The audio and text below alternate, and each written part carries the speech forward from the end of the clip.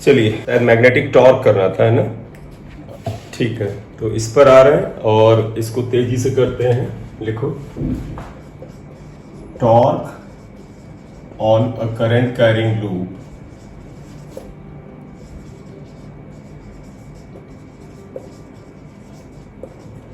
In magnetic field. ये अपना purpose है। क्लियर?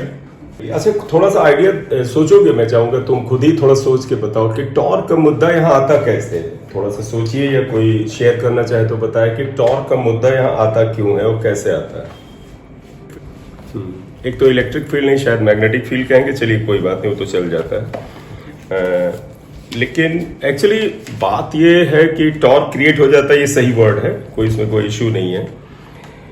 जब भी किसी बॉडी पे फोर्स लगेगा तो तुम्हें पता है, अगर वो फोर्स अपोजिट डायरेक्शन में इक्वल मैग्नीट्यूड का लगता है तो वो चीजों को घुमा देता है। जैसे ये पेन लेते हैं, इस पे एक फोर्स मैं तुम्हारी तरफ लगाऊं और दूसरा फोर्स मैं अपनी तरफ लगाऊं दूसरे एंड पर, तो ये इस पेन को ऐसे घुमा देता है। तो यानी टॉर्क अगर आपको पता करना है तो इसका मतलब आपको लूप पर दो मैग्नेटिक फोर्स दिखाने होंगे जो कि एक दूसरे के एंटी पैरेलल और मैग्नीट्यूड में सेम होंगे। इसका प्रूफ जो बोर्ड के पॉइंट ऑफ व्यू से है, आपका जो बोर्ड है उसके लिए भी इंपॉर्टेंट है, तो इसलिए आपको बोर्ड में ही लेके चलना है। फिर इसके जो रिजल्ट आएंगे वो तो फिर एप्लीकेशन पॉइंट ऑफ व्यू से बहुत ज्यादा इंपॉर्टेंट है। तो देखिएगा, हम इसमें इसका डायग्राम ऐसे लेना चाहेंगे, जरा सा ध्यान दीजिएगा। मैं एक लूप को इस तरह से रेक्टेंगुलर ले रहा हूं। We are taking a rectangular loop, एक रेक्टेंगल टाइप का लूप ले रहा है ये। तुम ध्यान रखना बेटा, जो रिजल्ट रेक्टेंगुलर लूप ले आएंगे, सेम रिजल्ट जो होंगे वो किसी सर्कुलर लूप, स्क्वायर लूप या और किसी शेप के लूप के लिए result will be the same. Rectangular loop में हम ऐसा करते हैं, इसकी चौड़ाई को b मान लेते हैं रेक्टेंगल की, इसकी लंबाई को l मान लेते हैं और इसको एक मैग्नेटिक फील्ड में रखते हैं। अगर आपको लगे तो आप सीधे एक मैग्नेटिक फील्ड इसी प्लेन में बेटा, ये मैग्नेटिक फील्ड है, जैसा दिख रहा ऐसे ही ये मैग्नेटिक फील्ड आपको यहाँ पर, ये मैग्नेटिक फील्ड B है, इसमें ये रखा हुआ। क्लियर?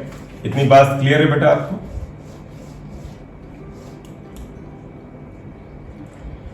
अब देखिए होगा क्या, सभी को याद होगा, रिसेंटली हम लोगों ने पढ़ा है कि अगर एक साइड इसकी लेंथ L है तो इस L लेंथ के करंट कैरिंग लूप में अगर हम करंट पास करें तो आप यहां से अगर करंट I पास करते हैं, ये करंट I जाएगा, इसमें भी करंट जाएगा, इसमें भी करंट I जाएगा।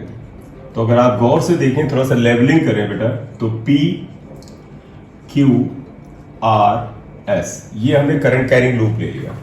तो अगर आप गौर से देखें तो ये जो PQ साइड है इसकी लंबाई भी L के बराबर है, RS साइड की भी लंबाई L के बराबर है। दोनों में करंट I और I है और दोनों मैग्नेटिक फील्ड B में रखे हैं, तो इन दोनों पे एक फोर्स लगेगा IBL sin थीटा। थीटा यहां पर 90 होगा, एक बार चेक भी कर लेंगे। तो देखिए, इसमें इससे थोड़ा सा मैं डिक्टेट कर रहा हूं, सभी लोग नोट करिएगा। क्या है बेटा? देखिएगा, PQRS is a rectangular coil which is placed in a uniform magnetic field B and current I is passing through it. यही लिखिए, PQRS is a current carrying coil, current carrying rectangular coil कर लीजिएगा, placed in magnetic field B। अब आते हैं torque कैसे काम करेगा, जरा ध्यान रखिएगा। देखिए, पहले हम वो दो साइड ले रहे हैं जो सिमिलर है। आप देखिएगा, PQ और RS ये दोनों साइड्स जो हैं, इन पे एक फोर्स क्या लगेगा, तो आप लिखिएगा therefore force on PQ and RS। अगर हम इन पे लें तो अगर हम इस फोर्स को F1 और F2 से डिनोट कर लें, अभी मैं मेंशन कर लूंगा, आपको दिख जाएगा। मैं इस पे फोर्स को F1 कहूंगा, इस पे F2 कहूंगा। हाँ, नो डाउट दोनों का मैग्नीट्यूड सेम है, that would be equal to IBL sin theta होता है। थीटा बेटा B और L के बीच का एंगल है। आप देखिए, ये लेंथ L ऐसे है, B ऐसे है, तो 90 डिग्री एंगल होगा, तो आप इसे sin 90 कर लीजिएगा। तो बेटा ये फोर्स F1 और F2 जो आएगा, that would be equal to IBL। बोले, इतनी बात क्लियर? अब मेरा तुमसे प्रश्न है कि बताइएगा इस फोर्स की डायरेक्शन किधर है, और मैं तुम्हें पहले बता दूं, थोड़ा सा इसमें इनकी पोजीशन अपने हिसाब से सेट कर लेते हैं। ये L लेंथ है, ये ब्रेथ है। देखिए बेटा, ये फोर्स जो PQ साइड पर F1 से हमने डिनोट किया है, तो F1 is force on this side, F2 इस वाली साइड पे। फ्लेमिंग लेफ्ट हैंड रूल या राइट हैंड पाम रूल की हेल्प लीजिए और बताइए F1 की डायरेक्शन किधर होगी। F1 inward, F2 outward. चलिए एक बार चेक करते हैं फ्लेमिंग लेफ्ट हैंड रूल से। I जिधर करंट है, बी जिधर मैग्नेटिक फील्ड है, ठेंगा उधर आएगा जिधर फोर्स होता है। आई देखिए ऊपर है, आप इसे रखिए, और बी अगर आप देखिए इधर की ओर, ये मैग्नेटिक फील्ड ये इस तरफ एरो की तरफ है, तो देखिए आई मैंने ऊपर किया, बी ये मैग्नेटिक फील्ड इसकी डायरेक्शन में, तो फोर्स नीचे जा रहा है। किसी को लगे राइट हैंड पाम रूल लगाना चाहिए, आप इसे लगा ले, आई बी से उंगलियां और जिधर से धक्का देते हैं उधर फोर्स। तो देखिएगा आई ऊपर की तरफ, बी इधर, ये बी का एरो है, ये बी का, तो देखो आई की डायरेक्शन में अंगूठा, बी की डायरेक्शन में उंगलियां, तो हथेली नीचे जा रही है, इसका मतलब मैग्नेटिक फोर्स नीचे है। तो इस वाली ब्रांच पर ये फोर्स नीचे है। तो मैं याद है नीचे की डायरेक्शन को हम लोग यहाँ पर 3D में क्रॉस से डिनोट कर रहे हैं। तो अगर इस फोर्स को मैं ऐसे क्रॉस से डिनोट कर दूं तो आप समझ जाएंगे ना कि actually it is acting inwards. बोले बेटा।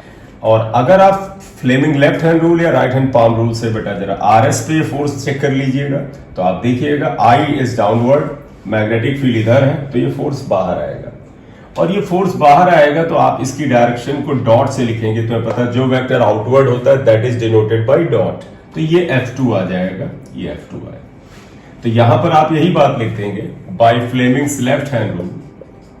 हम लिखते फ्लेमिंग लेफ्ट हैंड रूल या राइट हैंड पाम लगाए, किसी का एक नाम लिख दिए, Fleming's left hand rule. F1 is inwards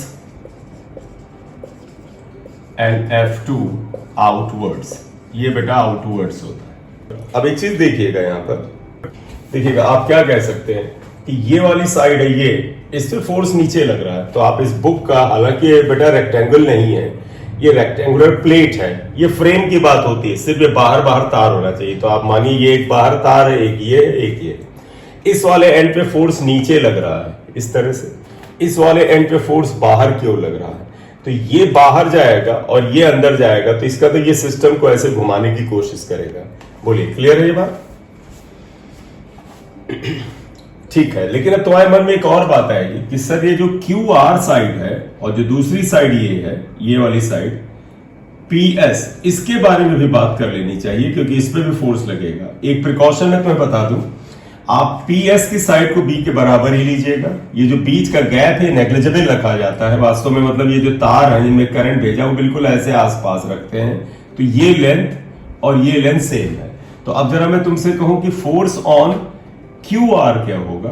देखो फोर्स का फार्मूला क्या है, फोर्स का फार्मूला I यानी करंट, B यानी मैग्नेटिक फील्ड, L का मतलब लेंथ, और L की जगह यहां B है, ये B आएगा, और साइन थीटा की जगह बेटा क्या आएगा, B और L के बीच का एंगल होता है। आप गौर से देखें, मैग्नेटिक फील्ड B ये राइटवर्ड है, ये मैग्नेटिक फील्ड B राइटवर्ड है, आप इसे चेक कर ले, ये देखिए राइटवर्ड है, और B की डायरेक्शन जो है या B में जो करंट की डायरेक्शन है वो भी राइटवर्ड है। आप सभी को पता है ना? पता है, एक बार सुन लीजिएगा, लेंथ को या ब्रेथ को यानी साइड की लंबाई है उसको वेक्टर लेते हैं और उसकी डायरेक्शन वही ली जाती है जिस डायरेक्शन में करंट होती है, क्योंकि उसको हम करंट एलिमेंट कहते हैं। तो वास्तव में I और L कलेक्टिवली करंट एलिमेंट कहलाता है। तो तुम्हारे मन में आया कि sir what is the direction of L, तो L की वही डायरेक्शन लोगे जिस डायरेक्शन में करंट है।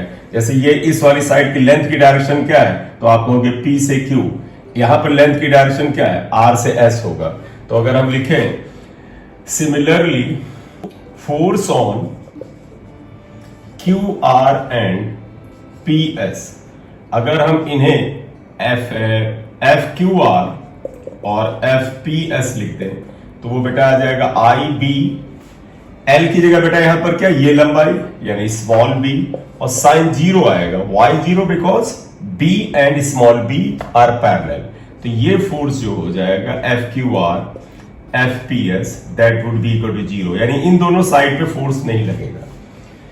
इसमें फोर्स बाहर की ओर, इसमें फोर्स अंदर की ओर, ये बेटा इसे बाहर लाएगा, ये अंदर ले जाएगा, इसलिए पूरा का पूरा लूप बेटा ऐसे घूमना शुरू करेगा। मान ली ये था, ये वाला नीचे, ये ऐसे घूमना शुरू करेगा, और जब घूमेगा तो इस पे एक टॉर्क लगेगा, उस टॉर्क को ही हमें फाइंड आउट करना। ये मैं एक्सिस ऑफ रोटेशन बना देता हूं, ये ऐसे घूमेगा और हमें इसका टॉर्क बताना है।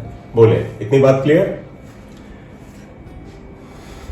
ठीक है, अब हम यही लिखने जा रहे हैं, सभी लोग देखिएगा। Since F1 and F2 are equal in magnitude, opposite in direction,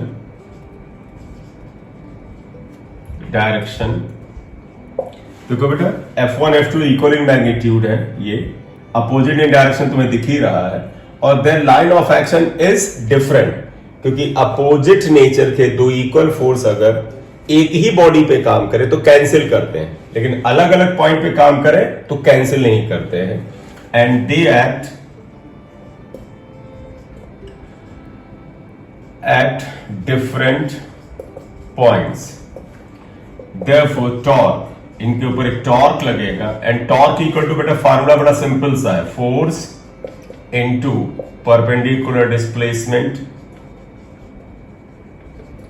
force पे अगर आप आ जाइएगा तो देखो फोर्स को आप क्या लिखोगे, इधर F1 और F2 जो रिलेटिव दोनों है तो सेम, तो आप लिखना चाहें F1 और F2 इनटू, अब जरा आइएगा जो डायग्राम मैंने बड़ा सिंपल सा बनाया है, हमने तिरछा बनाया भी नहीं है। अगर मैं तुमसे कहूं कि ये जो फोर्स है F1 जो कि नीचे की तरफ काम कर रहा है, और ये जो फोर्स है F2 जो बाहर की तरफ काम कर रहा है, उनके बीच की परपेंडिकुलर डिस्टेंस क्या है, तो परपेंडिकुलर डिस्प्लेसमेंट तो ये है बेटा QR, and that is equal to B। देखो बेटा ये फोर्स और इस फोर्स के बीच की दूरी ये है, ये, and that is equal to B। तो आप इसे क्या लिख लेंगे, B लिख लेंगे। तो आप देखिएगा टॉर्क क्या आएगा, F1 इज IBL, एंड ये B आता है, तो अगर आप इसे लिखें टॉर्क, अब आप देखिएगा I को अलग रखें, B को अलग रखें, लेंथ इनटू ब्रेथ को अलग कर लीजिएगा, और तुम्हें पता अगर ये रेक्टेंगल है तो इसकी ये अगर लंबाई के बराबर साइड है, ये चौड़ाई के बराबर, तो LB क्या हो जाएगा, एरिया के बराबर हो जाएगा। हाँ लिखोगे but LB equal to A, area of coil, area of coil के बराबर होगा, और इसलिए ये टॉर्क क्या हो जाएगा, इस स्थान पे ला रहे हैं यहां पर, देखिएगा therefore torque equal to I, बेटा ये IB, ये टर्म जो है A को आगे लिख लेता हूं, IAB आ जाएगा। This is the torque in this diagram, इस डायग्राम में ये टॉर्क के बराबर होगा। बोलिए इतनी बात क्लियर है सबको अभी तक?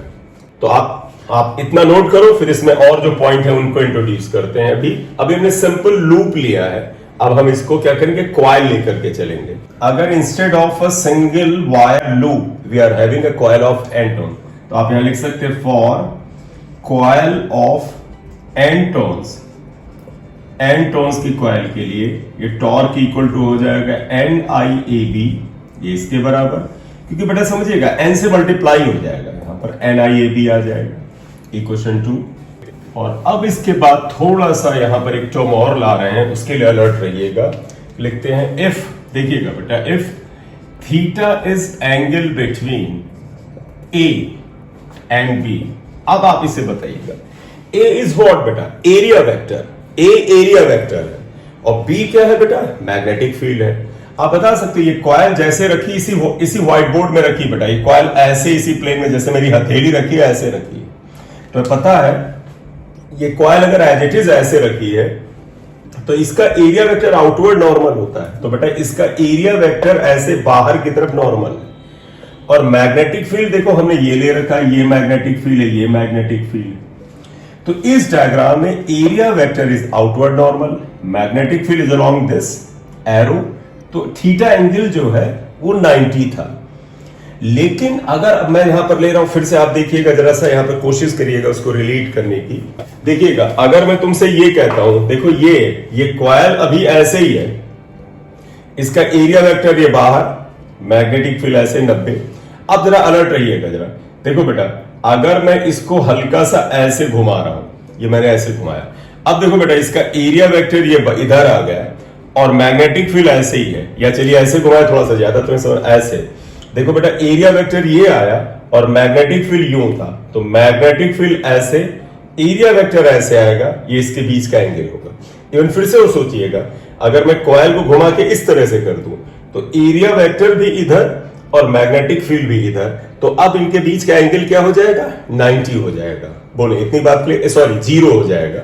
मैं रिपीट कर दूं, अगर ये कॉइल ऐसे था, एरिया वेक्टर ऐसे, मैग्नेटिक फील्ड ऐसे, एंगल 90, ये कॉइल घूम के ऐसे गया, एरिया वेक्टर ऐसे, मैग्नेटिक फील्ड ऐसे, एंगल थीटा, और अगर इस तरह से हो गया, area vector in this direction, magnetic field also in this direction, angle is how much, 0। तो आप इसका लबोलो आप समझिएगा, न्यूमेरिकल में ऐसी बात पहले भी आ चुकी कुछ चैप्टर्स, इसी शायद मैग्नेटिज्म में या कहीं पर। अगर आपसे कहा जाए if coil is placed parallel to the magnetic field, I am repeating, even I am changing the statement, if the plane of the coil is parallel to magnetic field, देखो मैग्नेटिक फील्ड ऐसे है और इसका plane इसके parallel है, तो तुम्हारे दिमाग में तुरंत आएगा क्वेश्चन में पैरेलल, पैरेलल का मतलब एंगल 0 है, नहीं बेटा एंगल 90 है। जब a plane of coil is parallel to magnetic field, then area vector is perpendicular to magnetic field. And if this plane of coil is perpendicular to magnetic field, देखो ये coil का plane ऐसे हो गया और magnetic field यूं है, तो जब ये perpendicular होता है तो थीटा कितना हो जाता है, 0 हो जाता है। Got it? है ना? तो कृपया सभी लोग ध्यान रखिएगा, we are taking angle theta as angle between area vector and magnetic field. Area vector is outward normal, area vector इसका एक्सिस होता है, ठीक है। तो ये चीज लेकर के मैं आगे से बढ़ा रहा हूं, जरा देखिएगा इसे। Theta is the angle between area vector and this.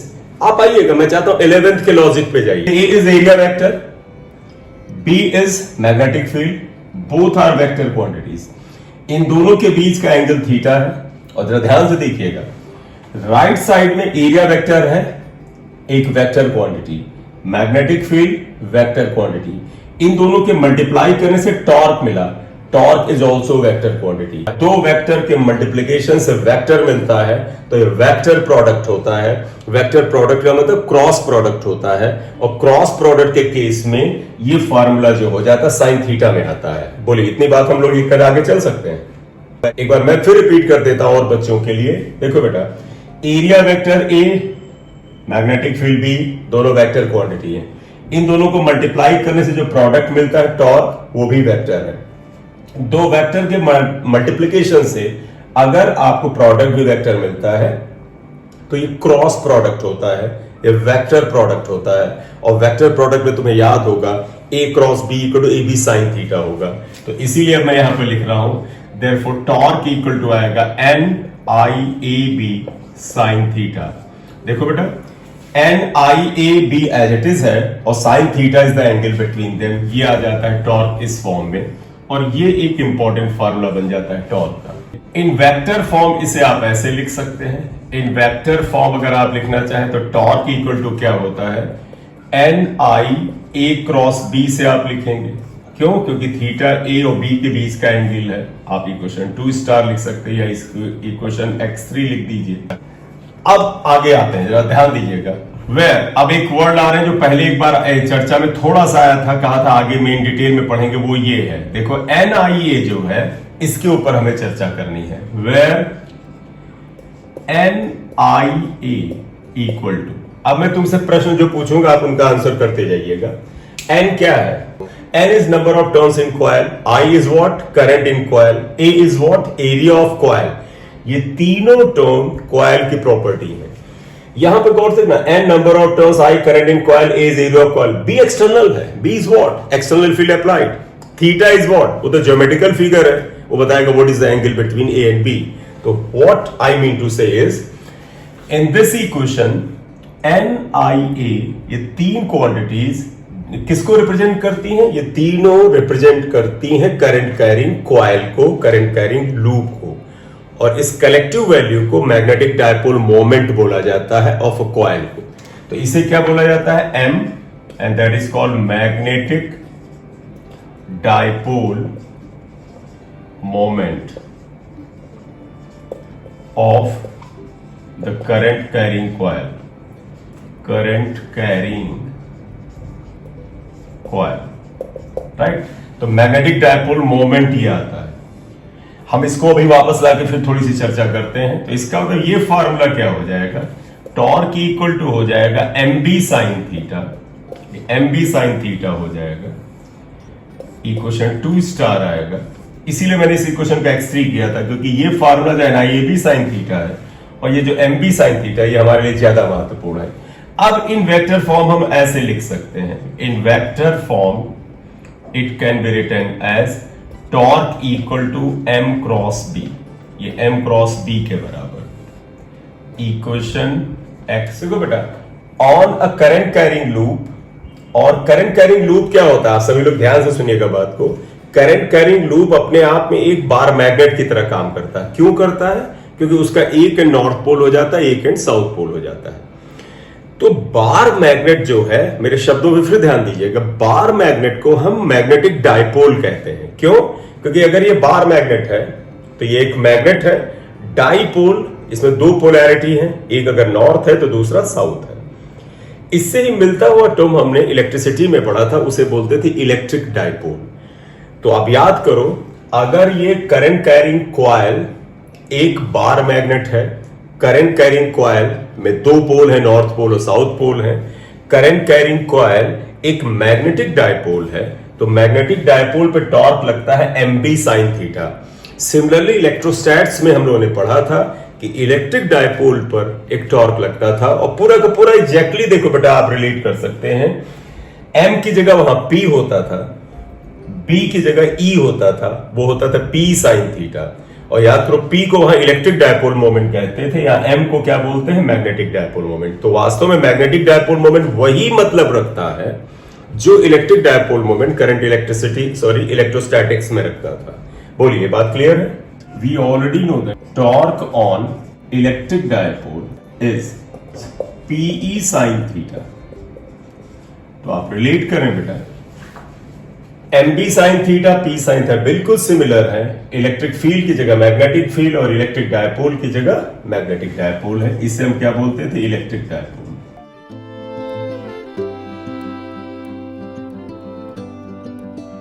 चलिए, तो अब मैं मैग्नेटिक डायपोल मोमेंट को अलग से बात करने जा रहा हूं, तो हेडिंग दीजिएगा मैग्नेटिक डायपोल मोमेंट। इसे हम m से डिनोट करेंगे, या देखो magnetic dipole moment m equal to होता है NIA। पहली बात, इसको वेक्टर फॉर्म में लिखें तो that is equal to NI। a पे एरो कर दीजिए, यानी इसकी डायरेक्शन वही होती है जो एरिया वेक्टर की होती है। तो तुम अब कहोगे कि मैग्नेटिक डायपोल मोमेंट है क्या, तो पहली चीज ध्यान रखना, किसी भी मैग्नेट की क्या स्ट्रेंथ है, क्या ताकत है, उसके अंदर कितना मैग्नेटिज्म है, उसको बताने वाला टर्म मैग्नेटिक डायपोल मोमेंट होता है। एक और टर्म होता है बार मैग्नेट, उसे पोल स्ट्रेंथ कहते हैं, वो चैप्टर के आगे आएगा।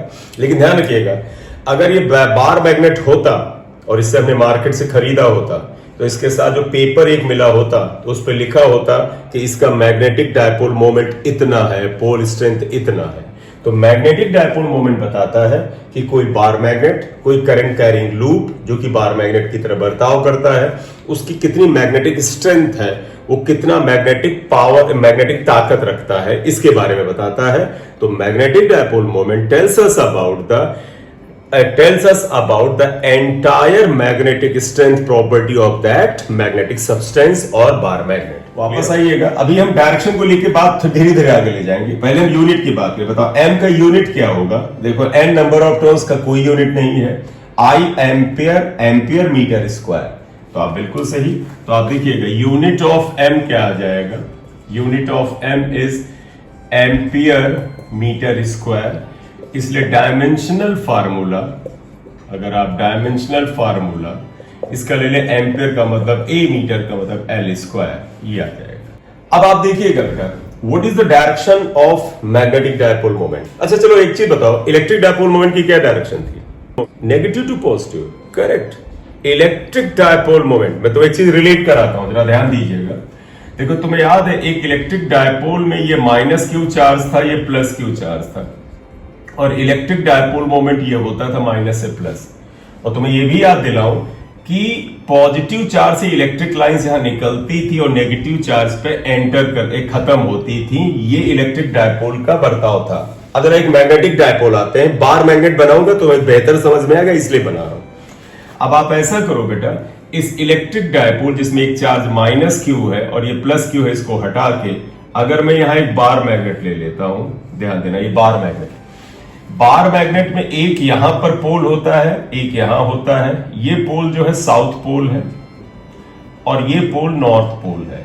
अब आप मुझे बताइए, मैग्नेटिक लाइंस कहां से स्टार्ट होती है? नॉर्थ पोल से। तो देखो मैग्नेटिक लाइन नॉर्थ पोल से स्टार्ट होती है, साउथ पोल पे जाती हैं, ये खत्म नहीं होती हैं, ठीक है। इनसे ये बर्ताव में फर्क है कि ये पॉजिटिव से स्टार्ट होकर नेगेटिव पे खत्म हो जाती थी, ये नॉर्थ पोल से स्टार्ट लेती हैं और साउथ पोल पे एंटर करती हैं, फिर अंदर जाती हैं। हमें इस प्रॉपर्टी से कोई लेना देना नहीं है। तो अब आप एक चीज बड़ा ध्यान से सोच के बताइएगा, जो इस चैप्टर में आगे जाके भी काम आएगा।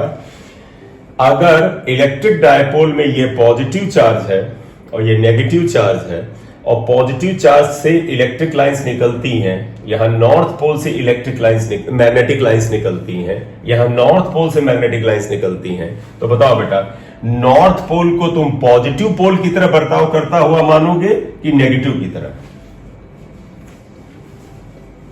पॉजिटिव। तो अब तुम ध्यान रख लो, अब बेटा तुम ध्यान रख लो आज से, क्या मैग्नेट में नॉर्थ पोल पॉजिटिव पोल है। हम अभी एक टर्म हिलाएंगे आगे, उसे हम पोल स्ट्रेंथ कहेंगे, और हम उसको यहां इसके लिए प्लस बताएंगे, इसके लिए माइनस बताएंगे। तो अब याद रख लो बेटा, जैसे पॉजिटिव चार्ज से इलेक्ट्रिक लाइंस निकलती थी, वैसे ही नॉर्थ पोल से मैग्नेटिक लाइंस निकलती हैं, और नेगेटिव चार्ज पर ये खत्म होती थी, यहां साउथ पोल पर ये खत्म होती हैं या एंटर करती हैं।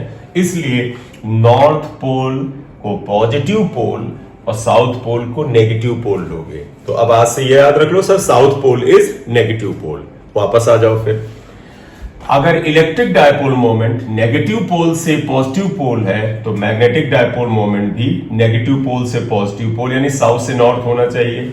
बोले, यही इसकी डायरेक्शन है, बस ध्यान रखिएगा। कुछ बच्चा बताए क्या कहेगा, मैग्नेटिक डायपोल मोमेंट साउथ से नॉर्थ होता है, तो बताए वो ऐसे भी कह देगा, कहेगा साउथ से नॉर्थ मतलब ये इधर ये ले लें सर। बेटा इनसाइड द मैग्नेट, ये डायरेक्शन इनसाइड द मैग्नेट, क्योंकि मैग्नेट की प्रॉपर्टी है। तो ध्यान रखिएगा, its direction is from S to N, south से नॉर्थ इनसाइड द मैग्नेट, क्योंकि साउथ से नॉर्थ बाहर बाहर चलो तो ऐसे चल सकते हो, ये नहीं होगा। बोलिए क्लियर? तो हम यही लिख रहे हैं यहां पर, क्या direction of M is from S to N, हाँ साउथ से north inside the magnet, inside the magnet, magnet के अंदर लेंगे, बाहर चर्चा नहीं करेंगे। देखो बेटा, ये मैग्नेटिक लाइंस ऑफ फोर्स जा रही हैं, और magnetic lines of force represent किसे करती हैं? मैग्नेटिक फील्ड को। These are magnetic lines of force, magnetic lines force represents the magnetic field. इसका मतलब इस मैग्नेट के बाहर मैग्नेटिक फील्ड की ये डायरेक्शन है, लेकिन मैग्नेट के अंदर मैग्नेटिक फील्ड की डायरेक्शन भी तो इधर ही होगी बेटा, यही तो होगी। बोलिए बेटा, अब मुझे तुम्हें यह बताना है, क्या किसी भी बार मैग्नेट, किसी भी मैग्नेटिक डायपोल में मैग्नेटिक डायपोल मोमेंट की डायरेक्शन न केवल साउथ से नॉर्थ होती है, बल्कि ये पैरेलल टू मैग्नेटिक फील्ड भी होती है। बोलिए क्लियर ये बात? तो आप ये लिखोगे, M is also parallel to magnetic field भी। हाँ, मैग्नेटिक फील्ड बाहर भी होता है, तो ये नॉर्थ से साउथ ऐसे बोलने लग सकते हो तुम। देखो है ना कि सर मैग्नेटिक फील्ड नॉर्थ से साउथ है, नहीं बेटा, अंदर साउथ से नॉर्थ। मैग्नेटिक फील्ड भी इनसाइड, इनसाइड अंदर की बात हो रही है। सुन लीजिए बड़े ध्यान से, करंट कैरिंग लूप मैं आपके दे देता हूं। मैं तुमसे कहता हूं भाई साहब एक करंट कैरिंग लूप है, जरा उसका मैग्नेटिक डायपोल मोमेंट आप निकाल दीजिए। क्या है? आप निकाल लोगे। डायरेक्शन क्या है?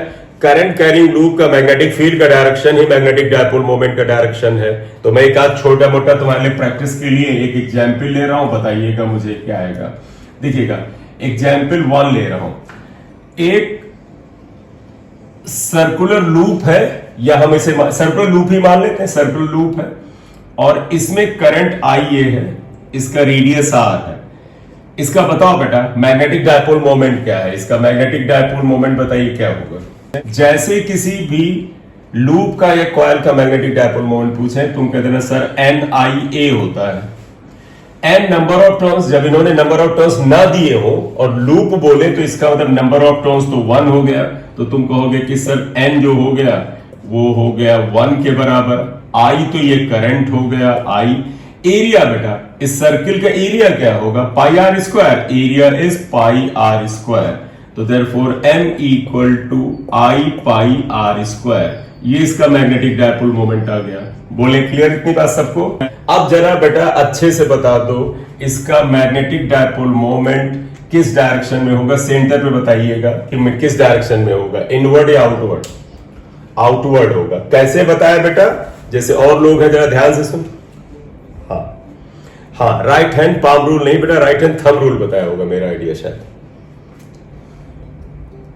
है ना।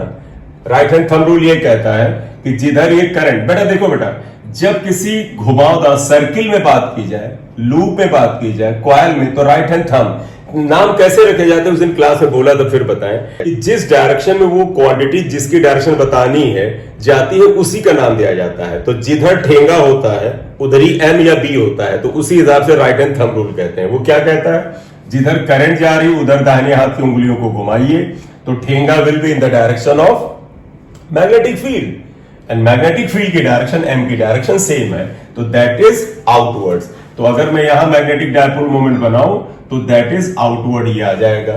तो आप क्या लिखोगे, आउटवर्ड्स। बोले क्लियर। मैं फिर एक चीज बताऊं, जो लोग थोड़ा स्ट्रगल करते हैं डायरेक्शन को लेके, आपसे जब चर्चा की जाती है right hand thumb rule, right hand palm rule, तो आपको लगता है हाँ समझ में आ गया। आप कोशिश करो वहां पर साइड में लिख लिया करो, ऐसे धीरे धीरे आदत पड़ जाएगी। तो यहां पर लिख लेने में बुराई नहीं, क्योंकि ऑन स्पॉट लगता है कि अच्छा याद रहेगा, फंस जाओगे। तो जिन लोगों को आदत नहीं आई है, थोड़ा सा जिन्हें मन में एक होता है ना साइकोलॉजिकली आ गया कि क्या कैसे होता है, वो लिख लिया करें। आप लिख दो बाय राइट हैंड थंब। अगला एग्जाम्पल 2 ले रहे हैं, बताइएगा बेटा। ये एक मैं स्क्वायर लूप ले रहा हूं, इस स्क्वायर का साइड ए है और इसमें करंट की डायरेक्शन आई है। ये करंट आई ऐसे बनाया गया है। इसका डायपोल मोमेंट बताओ बेटा। देखिए m equal to N I A, N number of turns, ना कुछ बोला जाए तो लूप है, और लूप बोल रहे हैं तब तो फिर कोई कंफ्यूजन ही नहीं है। N is 1, I current, area, square का एरिया होता है साइड का स्क्वायर, ये साइड ए है, ये भी ए है, ये भी ए है, तो ये हो जाएगा ए स्क्वायर। तो m equal to I A square. Direction inward यार, आउटवर्ड का, ये देखो इधर जा रहा है, इधर जा रहा है ना, ये इनवर्ड्स, तो इनवर्ड्स आएगा। तो इनवर्ड्स को मैं ऐसे डॉट लगा दूं तो इनवर्ड खुद हो जाता है, कोई जरूरत नहीं मैं इनवर्ड्स लिखूं। डॉट लगा दीजिए, इनवर्ड्स, सॉरी क्रॉस लगाना पड़ेगा। हाँ हाँ ठीक है, थैंक यू। क्रॉस लगा दीजिए इनवर्ड्स। पक्का हो गया सबको। एग्जाम्पल 3 देखिएगा। अब हम एक इक्विलेटरल ट्रायंगल ले रहे हैं। It is an equilateral triangle. इसकी साइड L है, L है, L, इसमें करंट I है। मैग्नेटिक डायपोल मोमेंट बताइए। क्योंकि मैं एग्जाम्पल ले रहा हूं तो क्वेश्चन फ्रेम नहीं कर रहा हूं, आप बताइए क्या आएगा। पहला तो हुआ m equal to N I ए, मैं कर नहीं रहा हूं, मैं केवल तुम्हारे लिए रास्ता बना रहा हूं। n नंबर ऑफ टर्न्स 1 लिख दो क्योंकि लूप है, I करंट है, A एरिया है। किसका एरिया बेटा? ट्रायंगल का एरिया। अब तुम्हें इस ट्रायंगल का एरिया निकालना पड़ेगा। A एरिया निकालिए। A एरिया ऑफ ट्रायंगल है। ट्रायंगल का एरिया याद है बेटा, half base into height. Base अगर आप इसे पकड़ लो, ये अगर आप मान ली इसे P ले लिया आपने, Q या R, तो हाइट आपको ये निकालना, हाइट को परपेंडिकुलर डिस्टेंस कहते हैं, ये निकालना पड़ेगा। ये हाइट है, इसे अगर हम S लिख लें, RS, तो एरिया ऑफ ट्रायंगल होता है हाफ बेस इनटू हाइट। तो A क्या होता है? A equal to half base into height. आइएगा, area equal to half base, आपको दिख रहा है बेस इसका बेटा PS के बराबर, PQ के बराबर है। आप इसको, height is RL, sorry RS, RS RS कैसे निकाले आप बताइएगा। ये इक्विलेटरल ट्रायंगल, ये 60 डिग्री है। आप देखो बेटा tan 60 क्या हो रहा है? tan क्या होता है? Perpendicular upon base. देखो tan 60 क्या आएगा? परपेंडिकुलर ये, और बेस ये जो होगा ये पूरी लेंथ बेटा L के बराबर है। ये वाली लेंथ क्या होगा? L/2। ये आएगा हाफ। PQ आप देख ले L के बराबर है, और RS के लिए मैं यहां कैलकुलेशन कर रहा हूं। इन ट्रायंगल RPS, इसमें आ जाओ इस ट्रायंगल में, तो पता है tan 60 इक्वल टू कितना आएगा? tan 60 होता है perpendicular upon base, perpendicular is RS, base is L/2, तो RS equal to L/2 tan 60 आ जाएगा।